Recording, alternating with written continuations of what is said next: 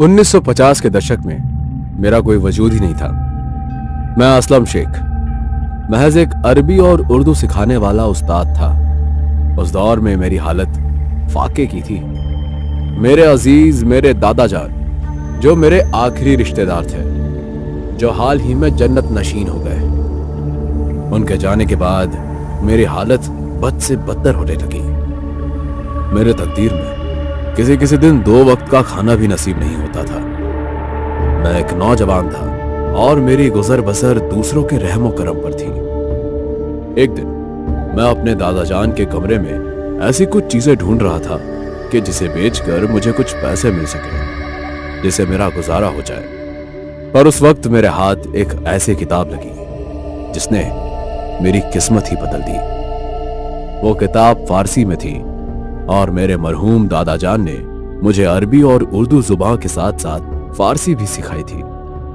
उस किताब के पहले पन्ने पर मेरे दादा जान का नाम लिखा हुआ था और पन्ना पलटते ही मैंने जो पहला लफ्ज पढ़ा वो हमजाद था। हर इंसान का अपना हमजाद होता है, वो हमजाद जो उसके साथ पैदा होता है। हमजाद बहुत ही ताकतवर एक रूह होती है जो अपनी ताकत से नामुमकिन चीजें मुमकिन कर सकती है।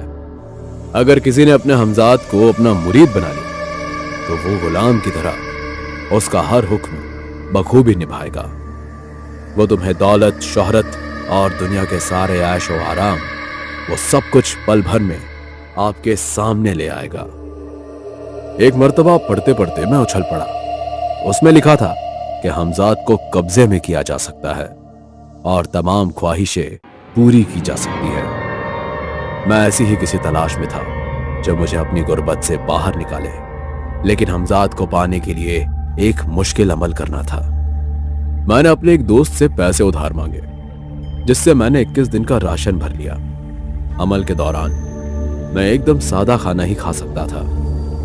यह अमल 21 रातों का था। हर रात 12 बजे मुझे एक रोटी बनानी थी और चिराग को देखकर वो अमल करना था, और 3 बजे के आसपास वो रोटी मुझे गांव से दूर एक पेड़ के नीचे रखानी थी, और चाहे जो भी हो मुझे मुड़कर नहीं देखना था।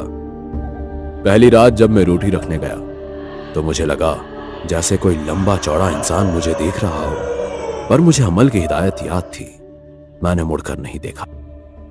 अगली रात मैंने सब कुछ पहले जैसा ही किया, और मैं जब रोटी रखकर मुड़ा तो मेरे कानों में एक आवाज ने दस्तक दी।